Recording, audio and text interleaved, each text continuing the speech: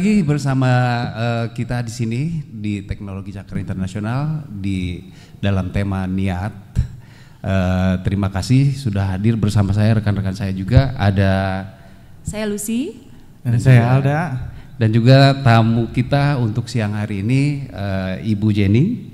Hai. Selamat datang Ibu. Terima kasih, Teknologi Ibu. Cakra Internasional keren banget. Sama Ibu dan juga Pak Charles. Iya, terima kasih atas kesempatannya juga untuk hari ini. Sama-sama. Ya, tapi Pak Denny, niat itu apa sih sebetulnya? Mungkin ada penonton yang belum tahu nih niat itu apa sih? Nah, coba kasih tahu nih ke teman-teman semuanya. Ini sekalian aja sambil kita berkenalan juga ya, Bu Jenny.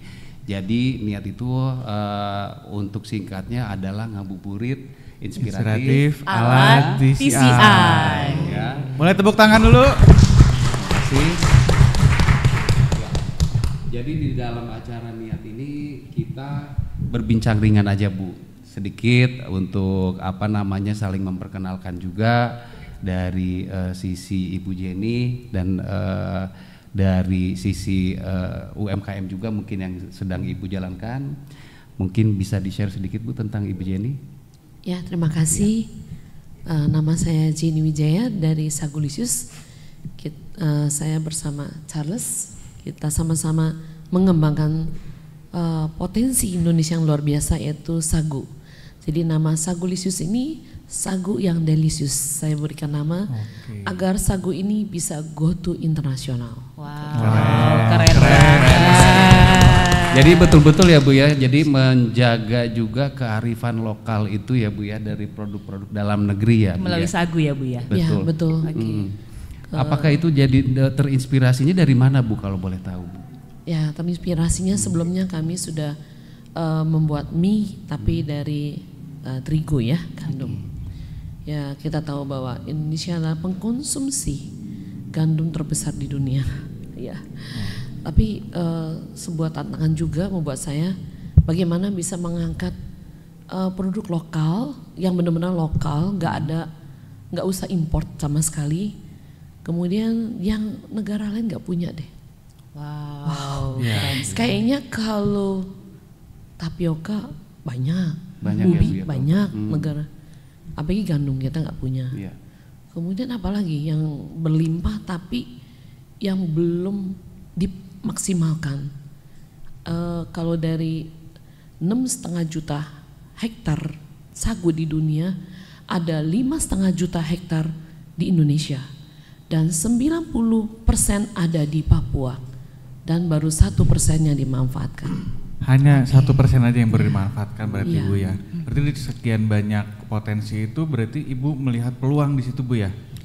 Ya, biarpun tantangannya luar biasa. Luar biasa betul. Ya. Kalau boleh tahu Bu Jenny, ngomong-ngomong ini untuk bisnis sagu ini, Sagulisius ini, apakah menjadi bisnis pertama Ibu atau sebelumnya ada bisnis lain mungkin yang dijalankan? Ada. Sebelumnya ada bisnis yang lain, tapi saat pandemi membuat saya mencari inspirasi bahwa kita harus membuat sesuatu yang 100% dari lokal dan kita enggak harus tergantung oleh import. Saya melihat Indonesia Timur mempunyai sagu yang luar biasa. Ini sebuah tantangan dan kesempatan. Jadi saya betul-betul tertarik dan juga ingin mencari sesuatu yang healthy food. Jadi itu berdasarkan dari life experience Ibu sendiri atau by research atau bagaimana Bu sampai akhirnya mencetuskan atau memutuskan udah saya mau ngambil kearifan lokal melalui sagu gitu loh Bu. Ya memang saya cari yang gluten free. Gluten free ya. Ternyata makin banyak yang membutuhkan gluten free dan kita tahu di luar negeri itu sudah menjadi sebuah pilihan ya. Iya. Sudah jadi gaya hidup juga. Iya, gaya hidup gaya hidup betul. Jadi ternyata gluten free ini sangat diminati gitu. Kalau dari lokal sendiri nih Bu, di Indonesia untuk berarti itu jatuhnya ke health awareness ya kali ya Bu ya, lebih ke pola hidup sehat ya. Ya, apakah Ibu juga menjalankan pola hidup sehat juga? Ya, awalnya ya dari diri sendiri karena saya sangat memperhatikan apa? Kalau kita mau sehat bukan dari luar aja ya. Betul. Kalau make up itu dari luar, tapi kalau dari dalam, menurut saya itu lebih tahan ya, lebih betul-betul innernya kelihatan. Healthy dari dalam itu baru-baru benar-benar cantik ya, cantik alami. Jadi dari kulit, kemudian kenapa gluten free itu kita tahu Indonesia ini termasuk yang memiliki penderita diabetes yang sangat tinggi. Lebih dari 70 juta yang kena diabetes. Luar biasa. Luar biasa. Berapa biaya kita yang dihabiskan untuk pengobatan dan menurunkan produktivitas ya. Produktivitas juga turun banget kan kalau orang sakit seperti itu. Lebih baik mencegah ya Bu ya daripada mengobati. Iya, betul ya. sebetulnya sehat itu nggak mahal, yang mahal kalau sakit. Ya, nah, lebih mahal mengobatinya Bu ya. Iya, kalau orang bilang, nah cuman kadang-kadang orang larinya ke sini, yang sehat tuh nggak enak gitu. Nah ini saya ingin patahkan gitu. Terutama kalau orang dengar sagu, semua bilang ini makanan Indonesia Timur ya. Kalau ngomong sagu, banyak orang yang nggak tahu kalau sagu itu dari pohon sagu gitu. Banyak yang larinya ke tapioka, cassava. Betul. Ya. Singkong Bu ya. Singkong itu yang paling populer. Sagu juga gitu. Cassava itu sebetulnya. Nah ini kita tahu bahwa semuanya itu ditanam. Apa yang nggak ditanam? Di hutan yang sudah diberikan seperti surga jatuh ke bumi ya itu benar-benar alami ya Bu. Alami. Jadi kalau ditanya saudara kita di Papua pernah nggak nanam? Nggak pernah. Tanya sagunya bagaimana nanam? Kenapa harus tanam? Kita turun temurun nggak pernah tahu sagu kita habisnya kapan. Begitu. Luar biasa. Jadi memang sudah ada dari sananya Bu ya mungkin betul. ya. Kalau kita flashback lagi bahwa mau tahu sih nenek moyang kita dulu makannya apa sih? Sagu kok. Coba kita ke Borobudur, kita lihat relief-relief yang terukir di sana, begitu banyak adalah pohon sagu. Di situ tidak ada padi, tidak ada singkong, tidak ada makanan pokok lain yang terukir di Candi Borobudur itu. Jadi sebetulnya asal usulnya kita Indonesia ini dari Sabang sampai Merauke itu banyak banget pohon sagu. Nah begitu masuk kebudayaan asing akhirnya jadi berubahlah kebiasaan semuanya termasuk behaviornya ya Bu ya. Behavior cara makannya. Nah bagaimana kita kembali lagi nih padahal healthy banget loh. Bayangin kalau yang lain padi, singkong semua itu kan hanya kalau ditanam tuh hanya beberapa, setahun panen 2 kali. 3 kali untuk beras ya Bu ya. Iya, beras, kemudian kedelai atau ubi bisa 2 kali. Cassava mungkin agak lama 1 tahun. Kalau tapi tahu nggak sagu 12 tahun ya? Wow. Jadi hampir tiap bulan. 12 tahun. Tapi kalau nggak digunakan juga dia akan tua, akan mengering dan mati juga. Kualitasnya jadi nggak baik ya Bu ya. Iya, sayang sekali kan padahal satu batang pohon sagu itu bisa menghasilkan sampai yang paling besar itu bisa 1 ton sagu. Gitu. 1 ton. 1 pohon. Ya 500 sampai 1 ton sagu luar biasa kan. Bisa memberi makan berapa banyak keluarga Indonesia ini. Healthy lagi. Dari alam. Jadi nggak ada non GMO ya. Tidak ada rekayasa genetika. Kemudian tidak ada pestisida, tidak ada pupuk. Dan pohon sagu itu nggak ada musuh, nggak ada hama yang makan. Jadi hanya saat dia udah tua, dia lapuk, dia mati sendiri, baru ada ulat sagu. Dan ulat sagu itu makanan yang sangat sehat, high protein ya. Ulat sagunya sendiri bisa dikonsumsi ya Bu? Sangat-sangat, karena sagu sendiri no protein ya gitu. Ya mungkin bisa yang saya kurang mungkin Charles bisa tambahkan. Iya, mungkin silakan. Izin kok. Silakan saya menambahkan atau aku mau nanya nih buat Mas. Boleh, ya. silakan. Ya, apa aja sih yang harus diperhatiin nih ketika pengolahan sagu itu? Mungkin kita tahu sendiri ya kayak misalkan tepung beras itu dari beras awalnya. Sorry. Nah, kalau dari sagu itu sebetulnya seperti apa sih, gimana prosesnya bisa sampai jadi panganan yang sudah diolah seperti mie, seperti kerupuk dan yang lain-lain. Boleh diceritain Mas Charles? Ya, jadi kalau untuk dari sagu sendiri itu kan dari pohonnya Pak ya. Jadi pohonnya itu, jadi proses-proses pertama untuk dari gimana sih cara kita ambil patinya atau bagaimana. Jadi dari pohon itu kita kulitnya kita ambil dulu, kita kupas dulu istilahnya. Nah itu batang di tengahnya itu baru kita hancurkan Pak. Untuk yang dikonsumsi itu Betul, menjadi untuk menjadi tepungnya itu kan. tepung, Jadi oke. batangnya itu yang di dalamnya itu yang kita pakai, kita hancurkan, kita ambil patinya seperti itu. Jadi yang kita pakai sekarang untuk semua makanan kita adalah dari pati sagu seperti itu. Jadi sarinya ya Mas ya. sarinya betul Sarinya. patinya. Jadi kalau dibilang kita tambah pengawet atau apa tidak sama sekali gitu. Nggak sama sekali. Tidak ya? sama sekali. Tidak sama Jadi kalau dibilang produk kita tuh organik betul. Jadi kalau kita saat ini sedang menjajaki juga untuk mendapat sertifikasi organik gitu. Jadi Oke. di mana jarang sekali ya kita lihat misalnya mie seperti ini yang istilahnya mie instan seperti ini bisa organik itu hampir tidak ada di market ya.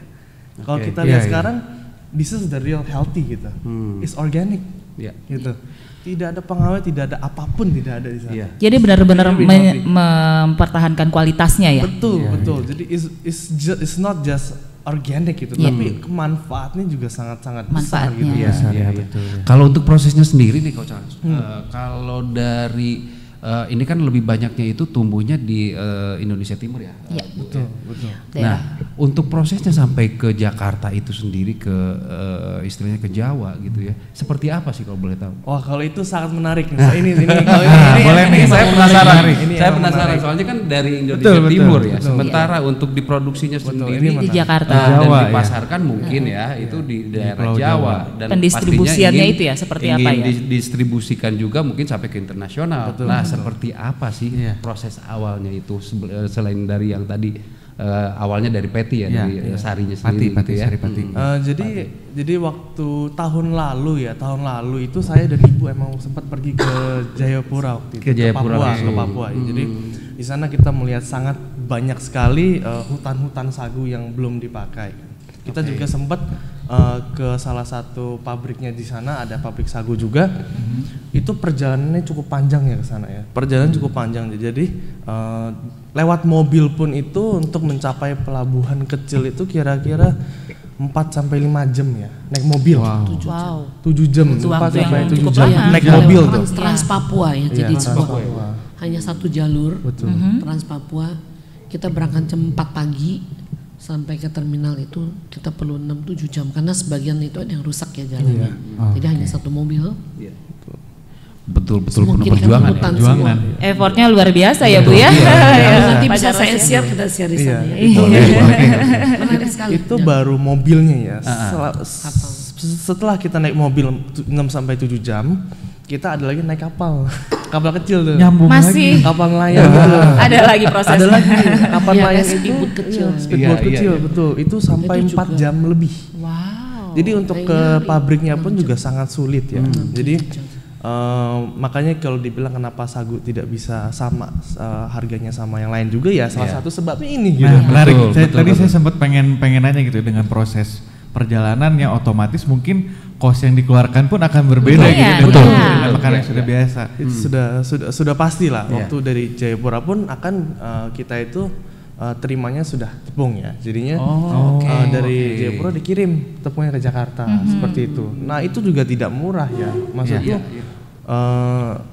seberapa banyak sih kontainer yang ke Papua sana kan seperti Iya, itu. Jadi iya, terbatas ya Mas. pokoknya semuanya yang terjadi adalah akan menaikkan ongkos kirim gitu. Sekali kirim itu bisa berapa ton tuh kok?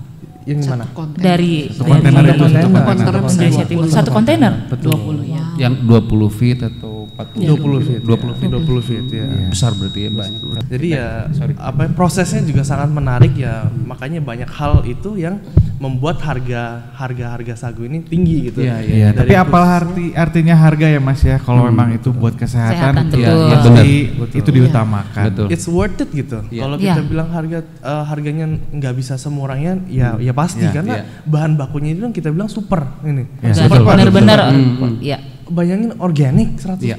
100%. 100% loh ini. Superfoods ya Mas. Superfood Iya. Dan semua kembali lagi ke niat ya. Betul. Iya. Niatnya pengen sehat mensejahterakan. Kalau niatnya pengen sehat, betul. Populitas di Indonesia. Betul, gitu yang ya, pasti Mbak ya. yang kayak ibu bilang emang Iya. visi misi kita adalah mempopulerkan sagu dengan kreativitas gitu kan. Oke. Selama ini ya yang lain pakai tepung-tepung ubi kita main di sagu sini kita akan mempopulerkan, membawa nama sagu ini go internasional serta membawa nama Indonesia juga. Kebanggaan kita ini ada sagu. Luar biasa ya. Aduh. Nah, Coach Charles sama Ibu, kalau misalkan based on experience sebelumnya gitu ya, apakah memang sudah pernah terjun di usaha F&B? Lalu melihat peluang lain gitu ya, yang akhirnya shifting lebih baik kami membuat produk-produk yang memang untuk healthy products healthy food. Iya, awalnya kita dibikin mie itu dari terigu sih. Iya. Karena kan kalau misalkan mie biasanya nih ya konotasinya itu kadang di kita itu mindsetnya mie nggak sehat katanya gitu ya. Karena mie itu terlalu banyak ingredients yang memang enggak natural. Betul, yang salah satu yang paling dihindarin sebetulnya kalau ke dokter kalau sakit mah jangan makan mie ya. Padahal bukan salah mie-nya sih. Sebetulnya campuran di dalam seperti campuran. sodaki, air abu, pengembang, pengawet terutama karena terigu itu karena dia glutennya tinggi gampang gampang rusak sih. Tepungnya sendiri kalau taruh sebulan itu udah pasti berkutu. Terigunya. Tapi kalau sagu enggak ada ya. Awet ya, tahan tuh ya. Enggak ada musuhnya. Enggak ada yang mau makan. Jadi enggak perlu ada pengawet, Bang. Benar tadi. Nah, Bu Jenny dan Mas Charles nih, saya mau tanya nih, dengan inovasi sagu yang dilakukan Sagulisius ya, apakah ada tanggapan dari masyarakat Papua mengenai inovasi yang dilakukan? Betul. Gimana? Ini pertanyaan bagus. Pada saat kita mengembangkan sagu, kita mendapat tantangan bahwa bisa nggak sih sagu ini dibawa ke Papua pada saat itu pas lagi ada Pekan Olahraga Nasional. Itu tahun 2021. Ya kami diminta saat itu kita baru bikin yang fresh ya. Tapi buat kita wah ini tantangan. Bawa ke sana keadaan fresh kan lama Pak. Kapal itu bisa berminggu-minggu ya bukan berhari-hari. Nah ini tantangan kita langsung kita saat itu kita develop terus percobaan berhasil membuat yang dry kering. Nah akhirnya kita juga memang mendapat pesanan cukup banyak sebagai alternatif karena nggak semuanya atlet itu makan papeda gitu ya. Jadi dan kita senang banget di sana kita langsung disambut oleh wali kota, kemudian oleh para pelaku sagu itu suatu terobosan. Mereka langsung bilang, wah ini namanya Queen of Sagu Millennial. Saya langsung dikasih positif Bu ya. Iya dikasih predikat Queen of Sagu Millennial. Kemudian juga ada milenialnya di sini ya. Nah makanya kita buatlah yang benar-benar yang instan seperti ini ya. Jadi banyak banget sebetulnya. Pada saat tahun 2021 November dari tim Rekor Muri, betulnya Rekor Muri itu kan di Kelapa Gading di Moi. Tentu mereka makan mie di tempat kami gitu. Lihat ini unik loh sagu loh. Kenapa nggak dimurin aja? Karena ini kita belum pernah. Nah kita bilang apa bisa? Ya bisa gitu. Jadi mereka menawarkan sih. Akhirnya memang dicek di BPOM, kemudian di pendaftaran haki semua memang nggak ada. Kemudian seperti yang produk dari sagu itu ya Bu ya. Akhirnya kita diundang lah. Spesial banget ya. Kalau yang lain mengajukan, kalau kita diajukan gitu ya. Sekaligus dapat 2 rekor muri yaitu sebagai the pioneer mie dan pasta. Ada pasta juga ya? Ada pasta ya kayak gini mie dan pasta varian sagu dan juga varian terbanyak.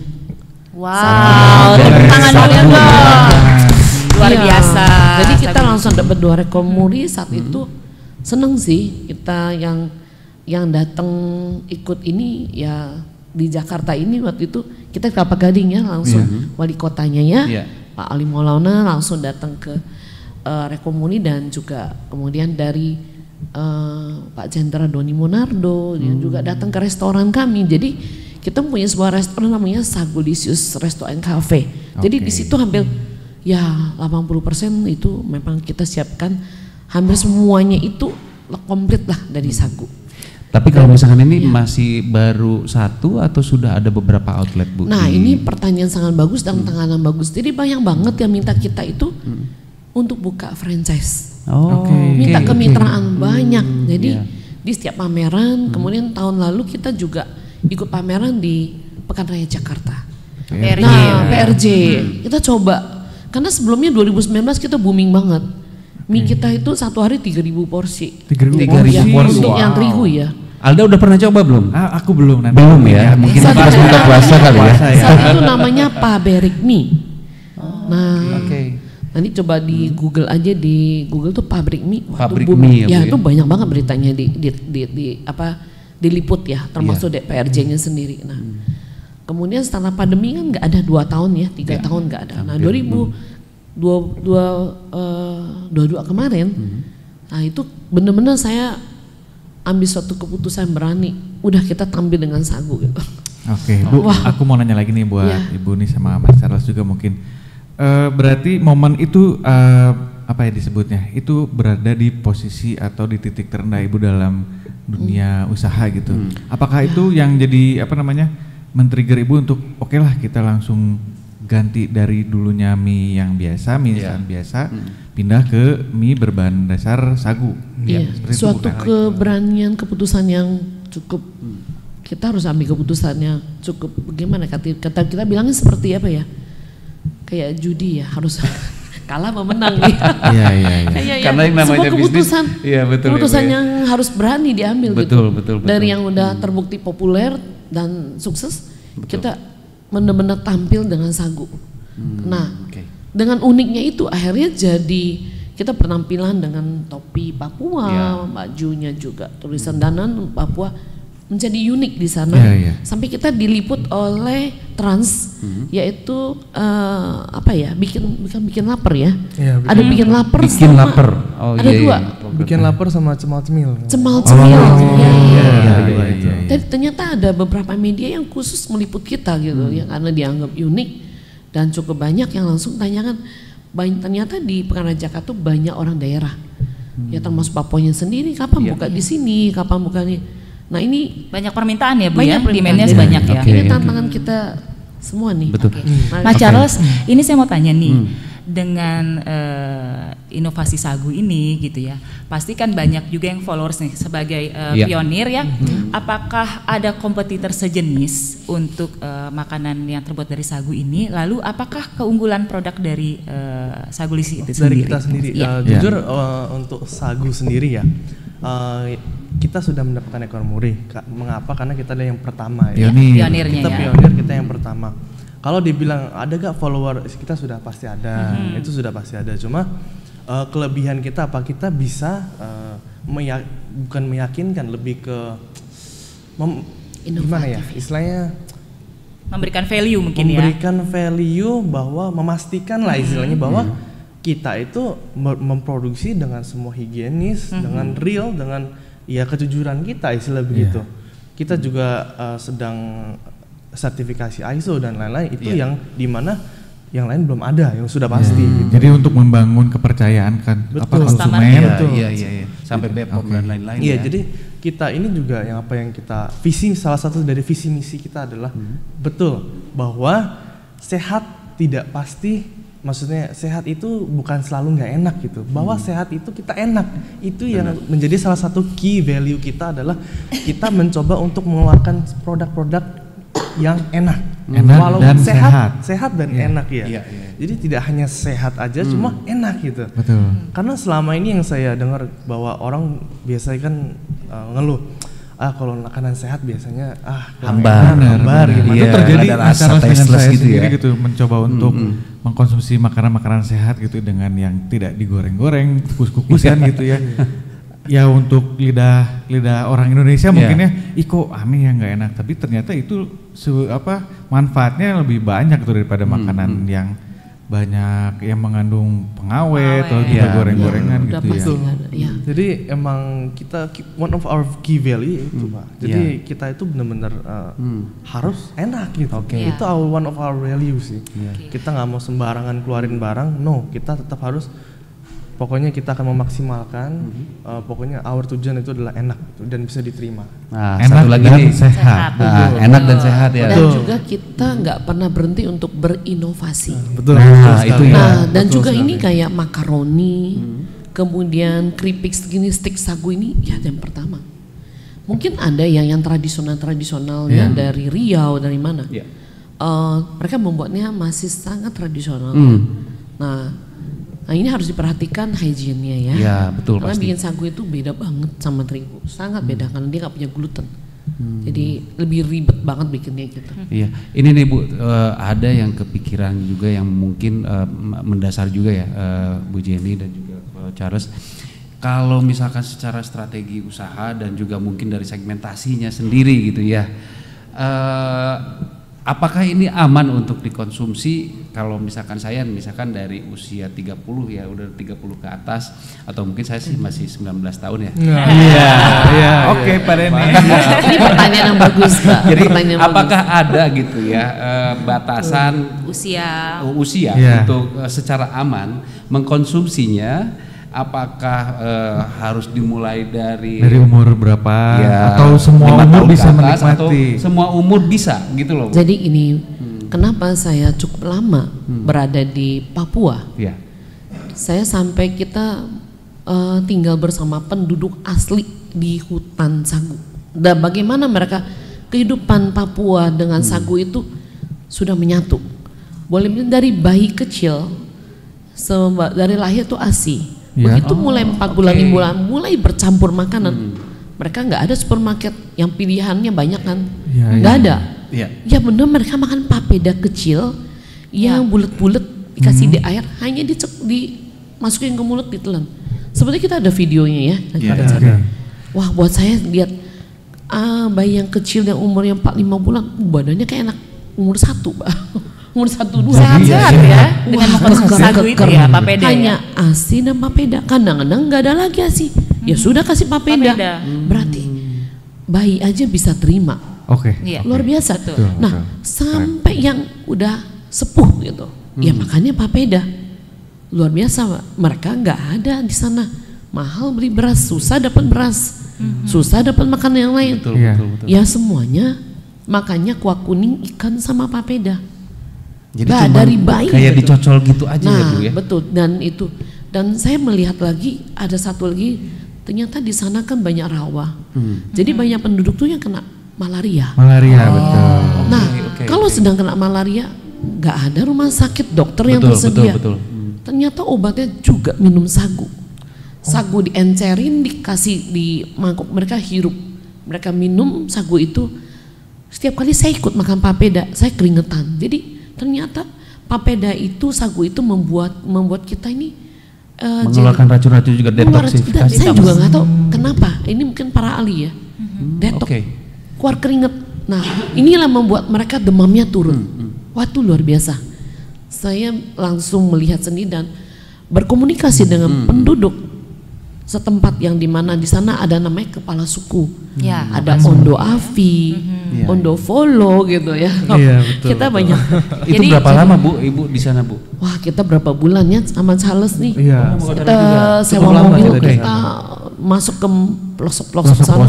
Ya, kalian melakukan observasi juga ya. Kata sampai orang mengenal juga berarti ya bahasa-bahasanya juga gitu ya. Kita kalau sudah ketemu mereka kita keluar bahasa Papuanya, kakak.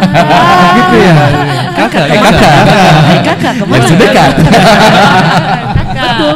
Kita di sana sudah jadi Papua juga. Tapi dengan kita membawa yang modern, jadi kita kalau bertamu ke rumah penduduk sana, kita jadi tukeran. Kita masakin sagu modern dengan kemudian dengan makaroni, kemudian dengan bumbu yang modern ya, pasta gitu ya. Bolognese kemarin. Bolognese. Mereka makannya enak banget. Kita makan papeda dengan kuah kuning dia enak banget. Jadi tukeran. Kita tukeran Mbak. Jadi yang tradisional gabung dengan mereka pun bisa terima dan sangat. Kan semuanya saya tanya, satu bungkus ini buat kamu berani beli berapa? Ini 50.000 kah? 100.000 kah? Mereka berani bilang 50-100 ribu. Wow. Maksudnya papeda mereka sudah jadi gini, mereka anggap ini. Saya bilang nggak perlu ini, nggak perlu 50.000 gitu ya satu bungkus ini. Mereka 50.000 kah? Karena mereka bahan-bahannya terbatas ya Bu ya di sana. Bukan nggak ada yang bikin seperti ini. Unik. Makanan pokok mereka tapi dengan rasa yang lain, dengan warnanya kan jadi oke banget kan.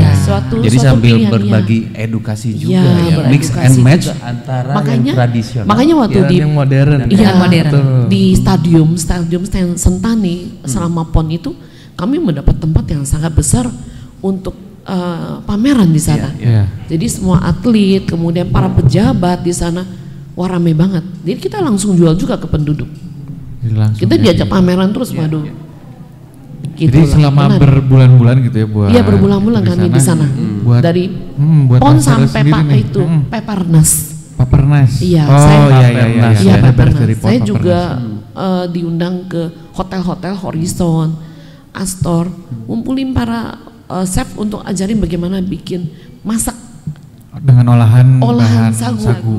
Mereka juga nggak pernah gitu. Jadi moto saya untuk masak sagu itu one hot, one cool, more healthy. Panas sekali, dingin sekali, sehat berkali-kali. Kenapa begitu? Jadi karena kita tidak melewati proses pematangan seperti penggorengan, minyak. Jadi benar-benar nggak direbus. Karena ini sagu dia mengeluarkan pati. Nah setelah mateng, masukin aja ke air dingin dulu.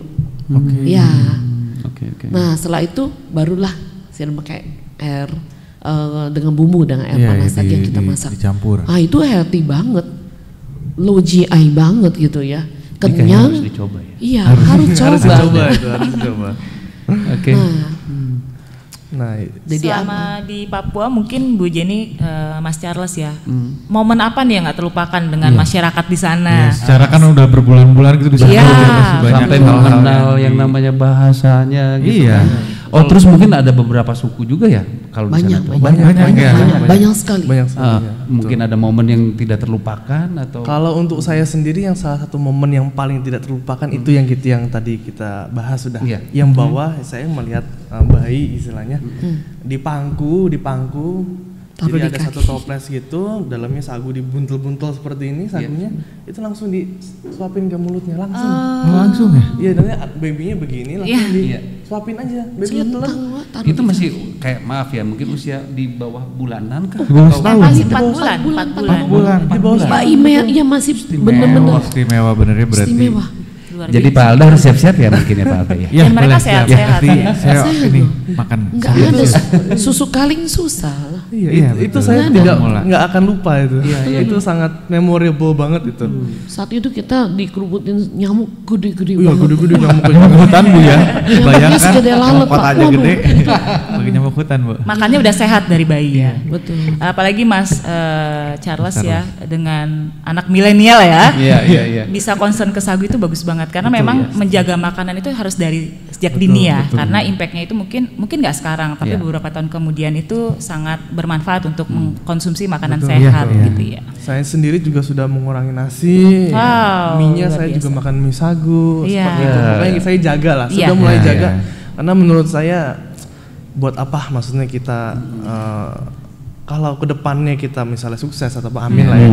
Tapi kalau kita tidak sehat buat apa? Betul. Karena sehat juga investasi mah. Betul. Saya setuju nggak? Tepuk tangan dulu dong. Ini saya mau nanya lagi nih ke Coach Charles ya. Ini punya inisiatif sendiri kah gitu ya? Atau memang sudah ada gennya nih dari Ibu Jenny nih untuk melaksanakan atau melakukan usaha ini terutama di sagu yang memang ini produk dalam negeri banget, lokal banget gitu loh. Sampai mau ya namanya anak milenial kan kadang-kadang suka yang agak gimana ya lebih instan. Mereka lebih instan. Beda dengan yang harus dilakukan sama Coach Charles, harus belusukan, harus melewati beberapa jam untuk ke pedalaman sampai ke pabrik, melewati semua proses itu. Apakah dari dorongan inisiatif sendiri atau bagaimana? Ya tentu itu adalah sebuah kesadaran diri ya Pak ya. Kalau dimulai dari kesadaran diri sih Pak menurut saya sih. Kalau orang dipaksa pun juga akan susah. Apapun yang dikerjakan tidak akan maksimal seperti itu. Kalau untuk saya sendiri, saya jujur ini adalah inisiatif sendiri dan emang saya mau gitu. Memang saya orangnya emang adventurous juga dan saya emang suka berbisnis istilahnya.